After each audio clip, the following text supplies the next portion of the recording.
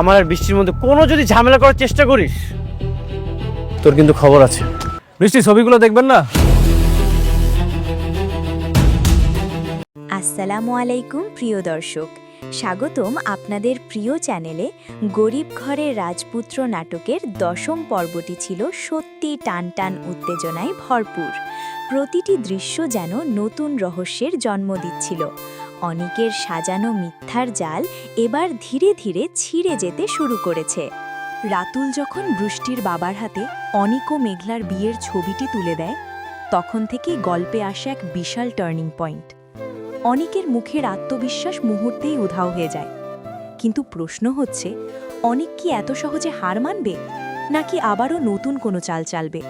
চলুন দেখে নেই 11তম পর্বে কি কি ঘটতে পারে। 11তম পর্বের শুরুতেই আমরা দেখতে পারি অনিক তার পুরনো অভ্যাস অনুযায়ী মিথ্যার আশ্রয় নেবে। সে হয়তো বৃষ্টির বাবাকে বোঝানোর চেষ্টা করবে মেঘলা শুধুই তার গ্রামের অসহায় এক মেয়ে, তাকে সাহায্য করার জন্যই এই নকল বিয়ের নাটক। আর ছবিটিও হতে পারে এডিট করা। অনেক খুব চালাকভাবে নিজের ইমেজ বাঁচানোর চেষ্টা করবে, কিন্তু এবার পরিস্থিতি আগের মতো সহজ নয়। বৃষ্টির বাবা ইতিমধ্যেই সন্দেহপ্রবণ হয়ে উঠেছেন। তিনি হয়তো সরাসরি মেঘলার সাথে দেখা করার সিদ্ধান্ত নেবেন। এদিকে অনেক বুঝতে পারবে তার মিথ্যার দেয়াল ভেঙে পড়তে যাচ্ছে। সে তখন সাব্বিরকে দিয়ে রাতুলকে থামানোর চেষ্টা করতে পারে। হয়তো হুমকি, হয়তো টাকা, সব রকম চেষ্টা চালাবে অনিক। অন্যদিকে মেঘলা আর আগের মতো ভেঙে পড়া মেয়ে নয়। সে এখন নিজের সম্মান ফিরে পেতে লড়াই করছে। যখন বৃষ্টি বা তার বাবা মেঘলার কাছে সত্য জানতে আসবে, তখন মেঘলা আর চুপ থাকবে না। সে একে একে অনেকের সব প্রতারণা প্রকাশ করে দিতে পারে। ভালোবাসার নামে প্রতারণা, টাকার লোভে বিয়ে এবং তাকে অপমান করে কাজের বুয়া বলা। এই অপমানের জবাব মেঘলা এবার দিতেই পারে, আর সেটা হবে একদম শক্তভাবে।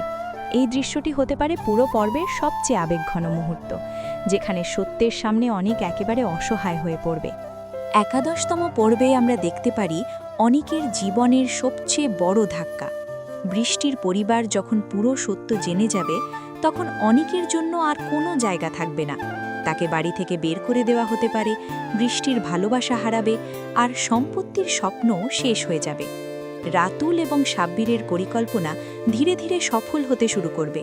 যে অনেক রাজপুত্র সাজার অভিনয় করছিল, সে আবার ফিরে যাবে তার সেই পুরনো গরিব ঘরে।